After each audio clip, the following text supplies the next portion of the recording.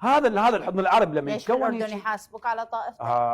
انا واحده من القضايا قام اي سفره للاردن ما اروح لها بسبب اول ما يستفزون الاردن لحد الان، حتى وان كان هناك نواب مسؤولين عراقيين بالمطار، اي ضابط او اي منتسب هناك بالمطار لازم يسمعك حكايه طائفيه او يتهمك بقضايا معينه او اسئله استفزازيه. مثل شنو؟ شو يسالك ويستفزك؟ ليش ما تكون ريلاكس وهادئ وما عندك مشكله؟ لا، ما هذا استفزاز. اي مثل شنو؟ شو يستفزك؟ يعني مثلا شوفي، حتى انا اتذكر بعض النواب ما نجيب اسمائهم، وهذه القضيه العراقيين كلهم يعرفوها، انه العراقي يتعرض الى مضايقات، بل بين قوسين الى اهانه في الاردن، ولحد هذه اللحظه. شو يستفزك؟ يعني اولا يقول لك انت سني لو شيعي، يقول له انا مسلم، يقول لك لا كلنا مسلمين، انت سني لو شيعي، اول ما يسالك الاردني هذا. زين، لنفرض جاوبته اني شيعي، شو يسوي؟ اكو غرفه يسمونها مال الامنيون مخابرات، ياخذ جوازك ويخليك في 4-5 ساعات، وبعدين لو توافق المخابرات انه تدخلين الى الاردن او ترجعين على اول طياره، وانا متعرض لمواقف كثير هناك بالاردن.